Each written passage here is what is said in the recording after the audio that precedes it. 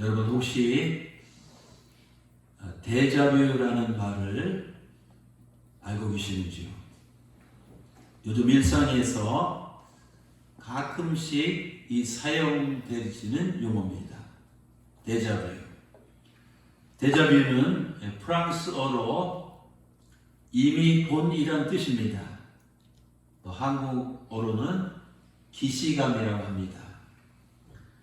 사전에 보면 이 데자뷰는 어떻게 정의가 되어 있냐면은 처음 해본 일이나 처음 보는 대상이나 처음 방문한 장소 따위가 이상하게 낯설지 않게 느껴지는 현상을 말합니다. 이를테면 내가 처음 만난 사람인데, 내가 처음 방문한 장소인데 어디서 이미 이 본 것 같은 이 느낌이 확 들 때가 있습니다. 또한 내가 처음 겪는 일인데 뭐지 이상하게 예전에도 이 똑같은 일을 경험한 것 같은 느낌을 확 받을 때가 있습니다. 이때 우리는 이것을 데자뷰라고 합니다. 오늘 성경 본문은 예수님께서 십자가에서 죽으시고 이 부활하신 다음에 일어난 사건을 기록하고 있습니다. 오늘 본문의 주인공은 베드로입니다. 그는 당시 동료들과 함께 갈릴리 바다에 고기를 잡으러 갔습니다. 그런데요, 우리가 알고 있는 베드로는 그 당시 그 누구보다도 이 데자뷰 현상을 경험했습니다. 자기가 3년 전에 갈릴리 바다에서 겪었던 똑같은 일을 겪었기 때문입니다. 오늘 설교 제목은 베드로의 데자뷰 사건입니다. 그러면 베드로는 3년 전에 갈릴리 바다에서 어떤 일을 경험했습니까? 지난주 설교 본문인 누가복음 5장과 오늘 본문인 요한복음 21장을 비교하면 놀라운 사실을 발견할 수 있습니다. 무슨 신약 수업 시간 같으네요. 누가복음 5장의 그 장소는 갈릴리 바다입니다. 요한복음 21장도 갈릴리 바다입니다. 누가복음 5장에서 물고기를 잡고 있는 베드로가 나옵니다. 또 요한복음 21장에는 또 물고기를 잡고 있는 이 베드로가 나옵니다. 또 누가복음 5장 밤새 수고했지만 고기를 못 잡은 베드로 형편이 나옵니다. 또 요한복음 21장에도 보면 이 밤새 수고했지만 베드로가 고기를 잡지 못했습니다. 또 누가복음 5장에 보면 주님께서 그때 그에게 찾아오셨습니다. 요한복음 21장에도 주님께서 그때 그에게 찾아오셨습니다. 누가복음 5장에 보면 베드로는 주님을 그 당시 알아보지 못했습니다. 요한복음 21장에도 그때 그 순간은 주님임을 깨닫지 못했습니다. 또 누가복음 5장에 보면 주님께서 베드로에게 그물을 다시 내리라고 말씀하셨습니다. 요한복음 21장에 보면 그물을 다시 내리라고 말씀하셨습니다. 누가복음 5장에 보면 고기를 많이 잡았습니다. 또 요한복음 21장에도 보면 고기를 많이 잡았습니다. 또 누가복음 5장에 보면 이제 마지막 11절에 나를 따르라 이렇게 말씀하셨는데 요한복음 21장에도 보면 나를 따르라는 이 말씀을 하셨습니다. 여러분 누가복음 5장과 이 요한복음 21장에 기록된 이 두 사건 사이에는 무려 3년이란 이 세월이 지났습니다. 그런데 두 사건은 너무나도 일치하는 것을 보게 됩니다. 마치 누가복음 5장의 내용을 요한복음 21장에 그대로 갖다 놓은 것 같습니다. 베드로는 요한복음 21장에서 이 사건을 경험했을 때 그는 누가복음 5장에 기록된 3년 전의 일이 떠올랐을 것입니다. 베드로에게는 이 데자뷰 사건입니다. 그런데요, 사랑하는 성도 여러분, 이 데자뷰 사건을 기획하신 분이 누굽니까? 바로 저렇게 5장과 21장에 이 겹치도록 계획하신 분이 누구냐면 그것은 바로 우리 주님이십니다. 그러면 주님께서 그 사건을 기획하신 의도가 무엇입니까? 베드로에게 3년 전과 이 똑같은 상황을 재현하게 하신 이 목적이 무엇입니까? 주님께서 그렇게 하신 의도와 이 목적을 분명히 알 수 있는 확실한 단서가 오늘 본문에 명확하게 기록되어 있습니다. 15절 이하를 보시면 됩니다. 주님께서 베드로에게 데자뷰 사건을 경험하게 하신 후에 그에게 3번씩이나 이 동일한 질문을 던지셨습니다. 15절과 16절과 17절입니다. 15절입니다. 요한의 아들 시몬아, 네가 이 사람들보다 나를 더 사랑하느냐? 또 16절입니다. 두 번째 이르시되 요한의 아들 시몬아, 네가 나를 사랑하느냐? 또 17절입니다. 세 번째 이르시되 요한의 아들 시몬아, 네가 나를 사랑하느냐? 여러분, 주님께서 이 물으신 3번의 질문은 베드로에게 주님에 대한 이 사랑을 확인하시는 이 질문입니다. 그러면 그동안 이 베드로에게 어떤 일이, 무슨 일이 있었습니까? 베드로는 3년 전에 이 똑같은 그 갈릴리 바다에서 똑같은 주님을 만났습니다. 그때 그는 주님을 사랑한다는 표시로 모든 것을 버리고 주님을 따라 나섰습니다. 하지만 나중에 주님께서 유대인들에게 붙잡혀서 이 죽임을 당하게 되셨을 때 너무 유명한 사건 아닙니까? 베드로는 주님을 모른다고 3번 분했습니다. 그는 안면몰수하고 주님을 이 저주까지 했습니다. 그리고 그는 주님을 강력하게 부인한 후에 다른 제자들과 함께 주님을 버리고 도망갔습니다. 그 다음에 오늘 본문에 의하면 어디로 갔습니까?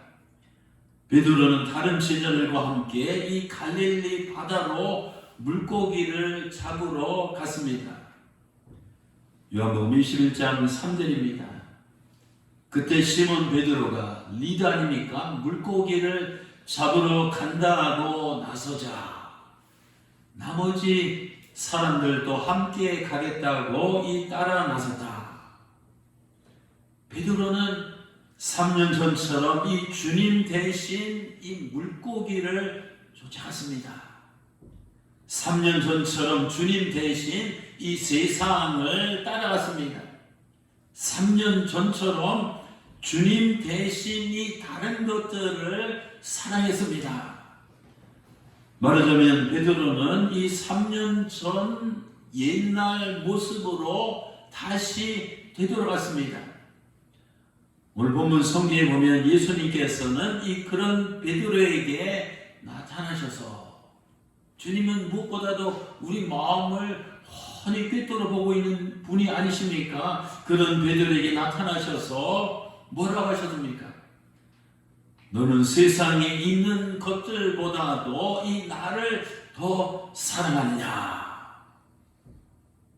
베드로가 주님을 3번씩 분명하게 부인한 것처럼 주님께서도 그에게 3번씩 이런 똑같은 질문을 의도적으로 던지셨습니다.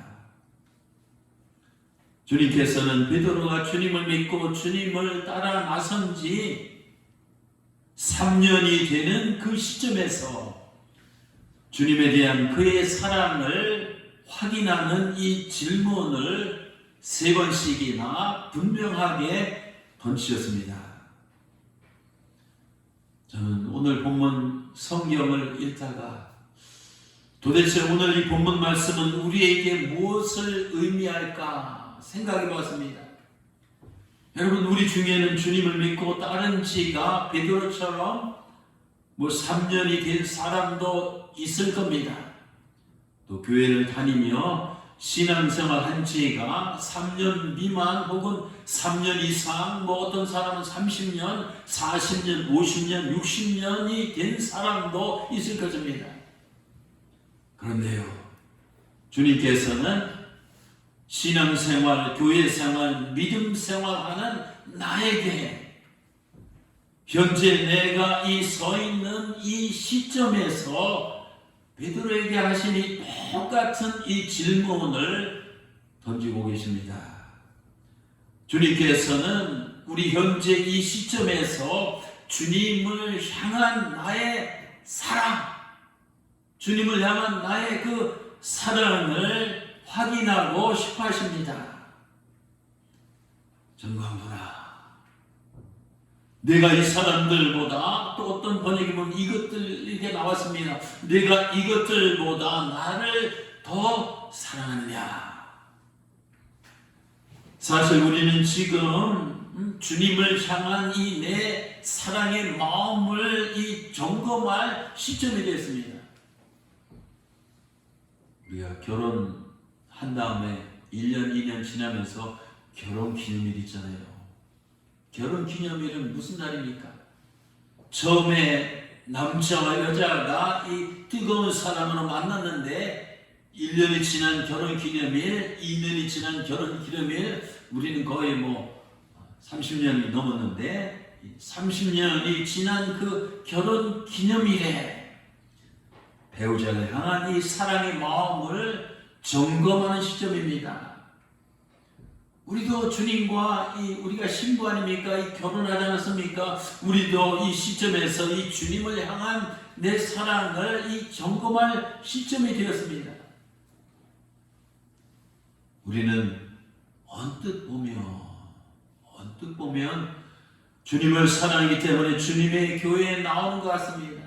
언뜻 보면 주님을 사랑하기 때문에 이 시간 이 주님께 예배를 드리는 것 같습니다. 언뜻 보면 주님을 사랑하기 때문에 주님께 11조와 예물을 드리는 것 같습니다. 또 언뜻 보면 이 주님을 사랑하기 때문에 주님 앞에서 기도도 하고 찬양도 하는 것 같습니다. 또 언뜻 보면 주님을 사랑하기 때문에 주님께 헌신하며 봉사도 하는 것 같습니다.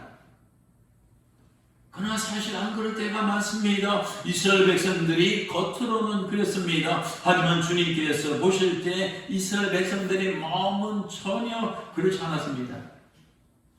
이사야서 29장 13절입니다. 가슴 찔리는 뜨끔한 말씀입니다. 주님께서 이르시되 이 백성이 입으로는 나를 가까이 하며 입술로는 나를 공경한다 하지만 내가 보니까 그들의 마음이 이 심장, 그 가슴은 내게서 멀리 떠나 있노라. 또 주님께서는 마태복음 15장 8절에서 이렇게 말씀합니다. 이 백성이 입술로만 나를 공경하되 사실은 그 마음은 내게서 아주 멀도다. 이렇게 탄식하고 계십니다. 그렇습니다. 이스라엘 백성들은 입술로는 주님을 사랑하는 것 같지만 이 모양은 주님을 사랑하는 것 같지만 형식은 주님을 사랑하는 것 같지만 어떤 예식이나 의식은 주님을 사랑하는 것 같지만 마음은 여전히 다른 것들을 사랑하고 있다는 뜻입니다. 주님께서는 그들의 속을 뻔히 다 들여다보시고 이렇게 말씀하셨습니다. 요한복음 5장 42절입니다.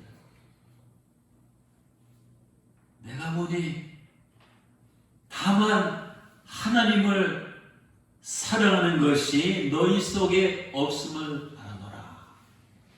I know that you do not have the love of God in your hearts. 너희 마음에 하나님을 이 사랑하는 마음이 없다는 것을 나는 알아두라. 여러분, 내 안에 이 주님을 사랑하는 그 마음이 있습니까? 내가 가진 이 돈과 이 물질보다도, 내가 가꾸는 얼굴과 이 외모보다도, 또 내가 심혈을 기울이는 이 직업과 이 사업보다도, 또 내가 아끼는 이 골동품과 예술품보다도, 또 내가 즐기는 이 취미나 이 쾌락보다도, 또 내가 원하는 명예와 이 권력보다도, 또 내가 추구하는 이 성공과 이 출세보다도, 또 내가 품은 이 꿈과 이 심지어는 이 비전보다도 주님을 이 더 사랑하는 그 가슴, 그 심장, 그 마음이 우리들에게 있냐고요. 지난주 새벽기도 후에 제가 이 강대상을 붙들고 서서 늘 기도하잖아요. 그런데 기도를 시작하자마자 제 눈에서 이 주체할 수 없는 달빛도 같은 이 두 눈물이 막 펑펑 쏟아졌습니다. 절제를 하려고 해도 이 절제가 안 되었습니다. 그날 새벽 기도는 이 눈물의 이 기도였습니다. 새벽 기도를 마치고 집으로 돌아갔습니다. 집 아파트 문을 열고 들어가자마자 안 식구가 소파에 앉아서 근심하는 표정으로 새벽에 울면서 이 기도하고 돌아온 저에게 이렇게 말씀했습니다. 여보, 무슨 일 있어요? 내신 이사장이 되더니 아주 힘들어하는 것 같아서, 여러분, 일하는 거 힘들어요? 굉장히 막 우려하는 이 음성으로 이렇게 물었습니다. 그때 제가 뭐라고 대답하는지 아십니까? 아니, 일하는 것이 힘든 것이 아니야. 오늘 새벽 이 기도를 하는데 주님께서 이 베드로에게 물으신 그 질문이 꼭 이 나에게 하시는 말씀처럼 들렸어. 정말로 너는 세상에 있는 것들보다 너 이 나를 더 사랑하느냐? 세상에 있는 사랑이나 뭐 인정이나 칭찬이나 명예나 뭐 포지션이나 타이틀 뭐 기타 등등 이런 것보다도 이 내가 주님을 정말로 이 사랑하는지 되돌아보니까 아직도 저는 멀었다는 생각을 하니까 이 눈물이 나고 주님 앞에 이 죄송한 마음을 금할 수가 없습니다. 제가 뭐 이런 데 저런 일 하고 뭐 하늘에 없는 일을 한다할지라도 그 일, 그 어떤 것보다도 주님을 사랑하는 마음이 더 커야 되는데, 때로는 우리가 어떤 일, 어떤 모임, 어떤 업적, 어떤 목표를 추구하다 보면 그런 것을 주님보다 더 사랑할 때가 많이 있습니다. 주 예수보다도 귀한 것은 없네. 이 세상 무기와 바꿀 수 없네. 영죽은 내 대신 돌아가신 그 놀라운 사랑 잊지 못해. 세상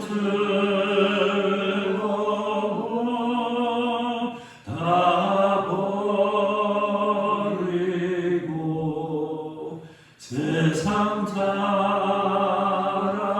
다 버렸네. 주 예수보다도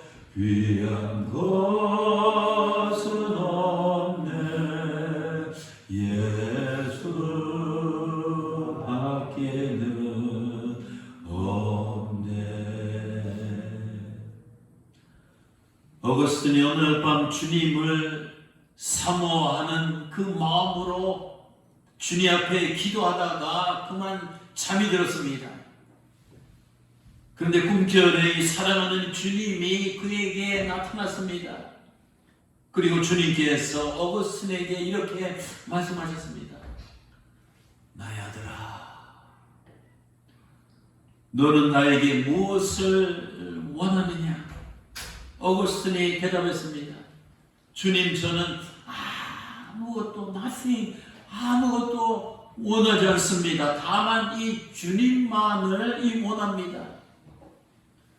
성도 여러분, 주 예수보다 더 귀한 것은 정말 없습니까? 주님을 이 세상 그 어떤 것보다 바꿀 수 없습니까? 또 여러분은 주님 한 분만으로 만족하고 행복하십니까? 주님은 이 시간, 이 시점에서 우리 각자를 향해서 분명하게 묻고 계십니다. 너는 세상에 있는 어떤 것들보다 너희 나를 더 사랑하느냐?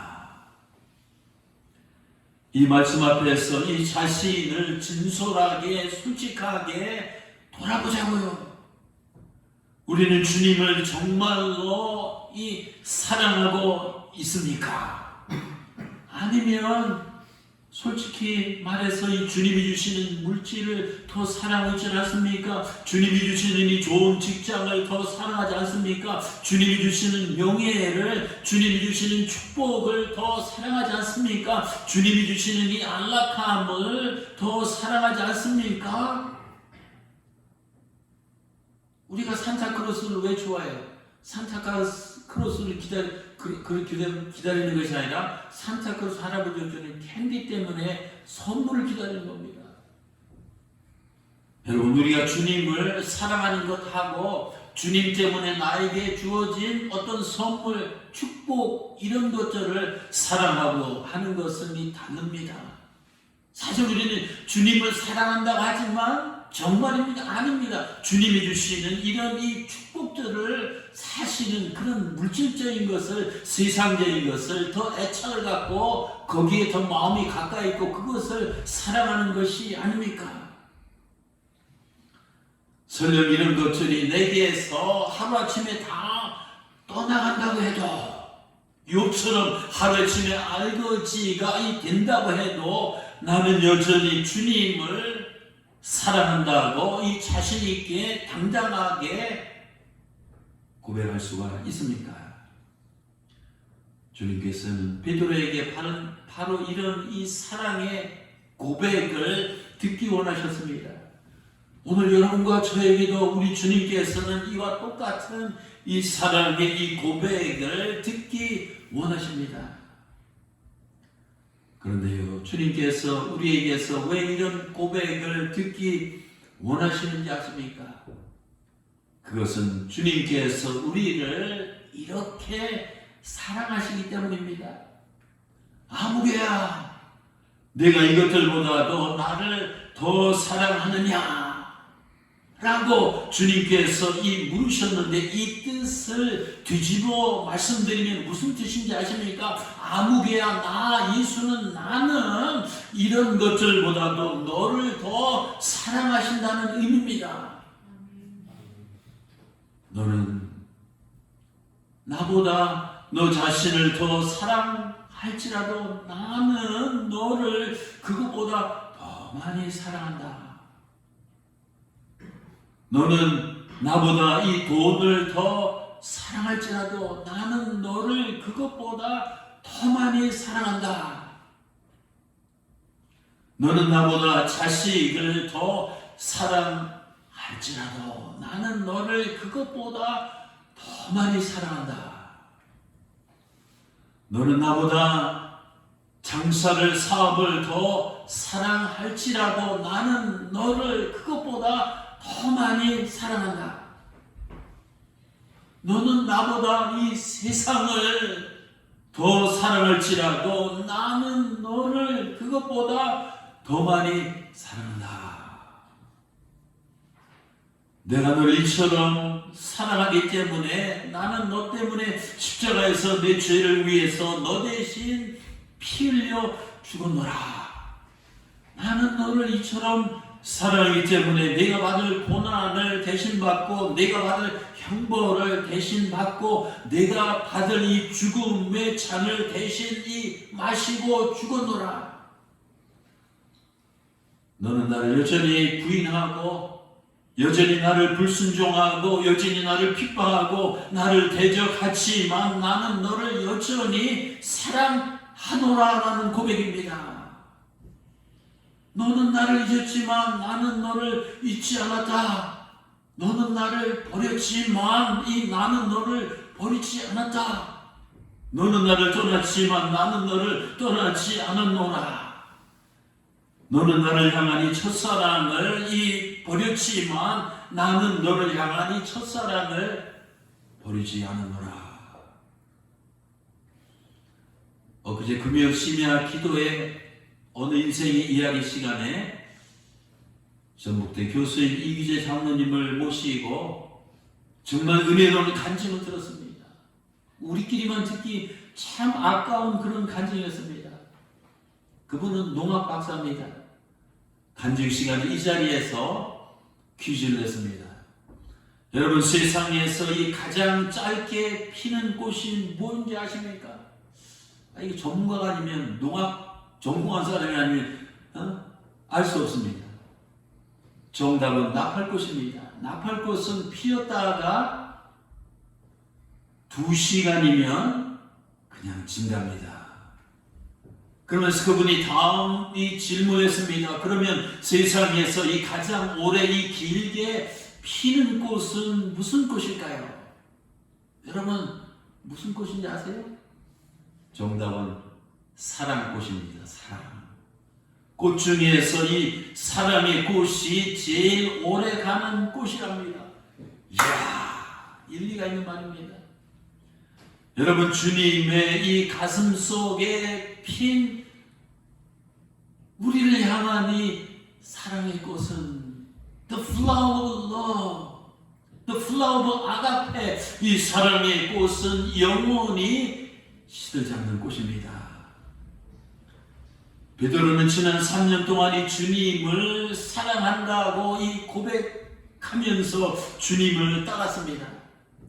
하지만 그가 지난 3년 동안 이 자기 모습을 스스로 생각해 볼 때 자랑스러운 모습보다는 창피하고 부끄러운 모습이 많았습니다. 제자로서 성공한 모습보다는 이 실패한 모습이 많았습니다. 그럼에도 불구하고 주님께서는 그를 향해서 야, 너는 왜 나를 3번씩이나 부인했냐고 책망하지 않으셨습니다. 너는 왜 나를 버리고 도망갔느냐고 역정을 내지 않으셨습니다.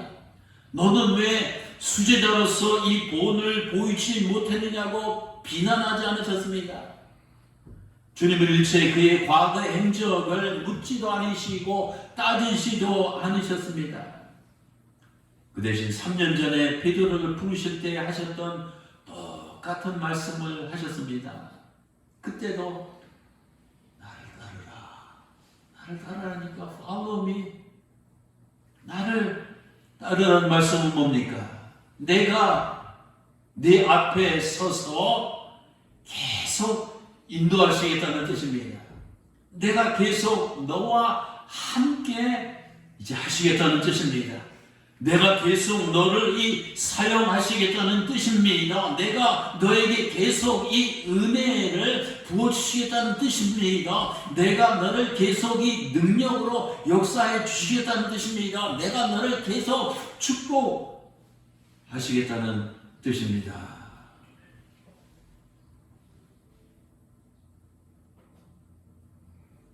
사랑하는 성도 여러분, 3년 전이나 3년 후나 베드로를 향한 이 주님의 이 사랑의 꽃은 여전합니다. 주님을 향한 이 베드로의 사랑은 이 나팔꽃처럼 금방 시들어버렸지만 베드로를 향한 이 주님의 이 사랑의 꽃은 결코 절대 시들지 않았습니다. 오늘날도 마찬가지입니다.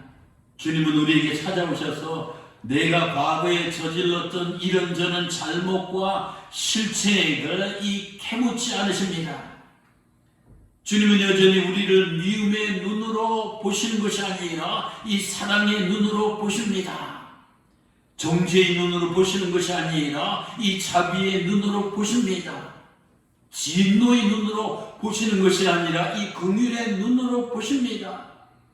주님은 무엇보다도 주님께서 우리를 얼마나 사랑하시는지 우리가 깨닫기를 원하십니다. 또 내가 주님 앞에서 얼마나 귀중하고 이 소중한 존재인지를 알기를 원하십니다. 기억합시다. 내가 주님을 사랑한다는 사실보다 주님이 나를 사랑하신다는 사실이 더 중요합니다. 내가 주님을 따라간다는 사실보다 주님이 나를 따라오신다는 사실이 더 중요합니다. 내가 주님을 위해서 존재한다는 사실보다 주님께서 나를 위해 존재하신다는 사실이 더 중요합니다. 주님께서는 베드로에게 데자뷰 사건을 통해서 그가 3년 전 갈릴리 바닷가에서 처음으로 부름받았을 때의 상황을 영화처럼 재현시켜 주셨습니다. 왜요? 그렇게 하심으로 3년 전에 고백했던 이 주님에 대한 이 첫사랑을 베드로에게 다시 한번 생각나게 하고 다시 한번 회복하도록 일깨워 주셨습니다. 그리고 나서 주님을 따르라고 두 번째 콜링, 다시 한번 이 주님을 베드로를 부르셨습니다. 베드로는 제자로서 처음에는 실패했지만 데자뷰의 사건을 통해서 제자로서의 삶을 다시 시작을 했습니다. 훗날 위대한 사도로 거듭나서 기독교의 초석을 놓았습니다. 실로 주님께서는 베드로를 끝까지 믿으시고 끝까지 포기하지 않으시고 끝까지 버리지 아니하시고 끝까지 부르시고 끝까지 사랑하셨습니다. 성도 여러분, 우리도 다시 시작합시다. 아멘. 그동안 우리도 베드로처럼 주님을 위해 일한다고 입으로는 말했지만 부끄러운 모습들이 많이 있는 줄 압니다. 주님을 사랑하기보다는 세상에 있는 것들을 더 많이 사랑하지 않았습니까? 주님을 따라가기보다는 세상에 있는 것들을 더 가까이 따라가지 않았습니까? 또 주님을 위해 살기보다는 사실은 나 자신을 위해서 더 열심히 살지 않았습니까? 이제 말씀을 맺겠습니다. 오늘 본문 마지막에 있는 18절과 19절 말씀입니다. 내가 진실로 내게 이르노니 베드로야, 내가 젊어서는 스스로 띠띠고 원하는 것으로 다녔거니와 이제 늙어서는 내 팔을 벌리리니 남이 내게 띠띠우고 네가 원하지 아니한 곳으로 데려가리라. 이 말씀을 주님께서 하시는 베드로가 어떠한 죽음으로 하나님께 영광을 돌릴 것을 가리키십니다. 이 말씀을 하시고 베드로에게 이르시되 Follow me, 나를 따르라 하셨다. 여러분, 주님께서는 베드로가 혈기왕성하니 젊었을 때는 자기가 원하는 곳으로 다녔다고 말씀하셨습니다. 그러나 베드로가 나이가 들어서는 이제는 자기가 원하는 것이 아니라 주님께서 원하시는 곳으로 다닐 것이라고 예언하셨습니다. 그렇습니다. 우리가 젊었을 때는 내가 하고 싶은 대로, 내 생각대로, 내 욕망대로, 내 정욕대로, 내 의지대로 행하며 살았습니다. 내가 사랑하는 것만 따라가고 내가 하고 싶은 일만 하고 오직 나의 영광만을 추구하며 살았습니다. 내 입에 달면 삼키고 내 입에 쓰면 뱉으며 그저 내 입맛대로 입맛에 따라 살았습니다.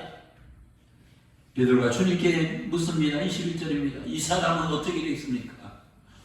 요한을 지칭하는 말인데 이 사람은 어떻게 되겠습니까?